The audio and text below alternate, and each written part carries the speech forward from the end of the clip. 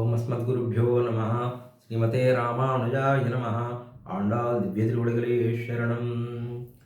ధనుర్మాసోత్సవంలో భాగంగా ఈవేళ మనం 5వ పాసరం యొక్క అంతరార్థాన్ని గ్రహించేటువంటి ప్రయత్నం చేద్దాం. 4వ పాసరంలో 3వ పాసరంలో అమ్మ వామనుడ అవతారాన్ని, 4వ పాసరంలో రామచంద్రస్వామిని, వారి యొక్క కళ్యాణ గుణములను విశేషంగా చెప్పింది. 5వ పాసరంలో ఈ కథానాయకుడండి, తిరుప్పావై కథానాయకుడైనటువంటి మన చిన్ని కృష్ణుని గురించి చెప్తుంది. మాయనై మన్నువడ మధురై. ఎవరండి? మాయావి అయినటువంటి మన చిన్న కృష్ణుని గురించి చెబుతుందండి. ఎవరండి కృష్ణుడు? ఎక్కడ పుట్టాడండి? చెరసాలలో పుట్టాడు కదా, మధురా నగరంలో. అంటే దీంట్లో తాత్విక చింతన ఏంటంటే, మధురా నగరం అనేటువంటిది ఒక చెరసాల లాంటిదండి. మనసు, ఆ చెరసాలతో కూడినటువంటి మనసు. దాంట్లో సాత్విక గుణ సంపన్నులైనటువంటి దేవకి వసుదేవులు ఉన్నారు కదా, ఆ వారిని సాత్విక గుణములను చెరసాలలో బంధించినటువంటి గుణం ఎవరండి? కంసుడు అనేటువంటి రాజస గుణం. మరి ఈ మనసులోకి సాత్విక, రాజసిక, తామసిక గుణాలు ఉంటాయి కదా. ఈ సాత్విక గుణాలను, ఈ రాజసిక గుణాలను బంధించినాయి. అప్పుడు పరమాత్మ ఏం చేస్తాడండి? ఊరుకుంటాడా? ఎప్పుడు? వెంటనే యమునైతురైవనై, యమునను దాటి నందవ్రజంలో చేరి అక్కడ నందగోపన్ కుమరన్ యశోదైలం శృంగం.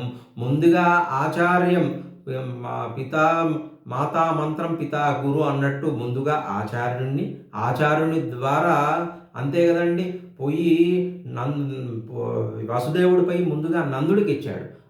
ఆచార్యుని తర్వాత ఆచార్యుని దగ్గర చేసినటువంటి మంత్రోపదేశం, మాతా మంత్రం యశోద ద్వారా వచ్చి మళ్ళీ ఈ మనసు లోపల బందీగా ఉన్నటువంటి సాత్విక గుణాన్ని, కంసుని వధించి తీసినటువంటి ఓ మాయావి అని ఇంత అంతరార్థం చెప్పాడండి. సాత్విక గుణ సంపన్నుడు పరమాత్మ ఎలా ఎప్పుడు రక్షిస్తాడు అని చెప్పి, ఆ రకంగా మాయావి అయినటువంటి ఓ చిన్న కృష్ణ దీంట్లో దామోదరనై అన్నదండి. మొదటి పాసరంలో, ముందు పాసరంలో పద్మనాభన్ అంటే పద్మనాభ స్వామి గురించి చెప్పి, ఈ పాసరంలో దామోదరనై అంటే దామమును ఉదరమునకు బంధింపబడినటువంటి వాడు అంటే ఏంటండి?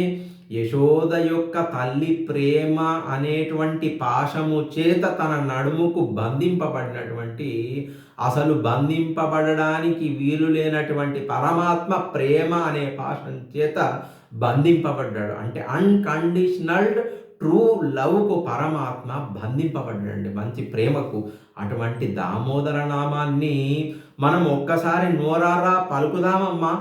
పలుకుతే ఎటువంటి మంచి పుష్పములు వేసి నామాలను పలికితే మనలో ఉన్నటువంటి పాపాలన్నీ పోతాయండి. ఈ పాపాలు సంచితములు, ఇంతకుముందు పూర్వజన్మల్లో ఉన్నాయి. ప్రారంధం ఇప్పుడు చేసినటువంటి ఆగామి తర్వాత చేసేటువంటి పాపాలన్నీ కూడా ఒక నామము, దామోదర నామము చెప్పినంత మాత్రమననే పోతాయి.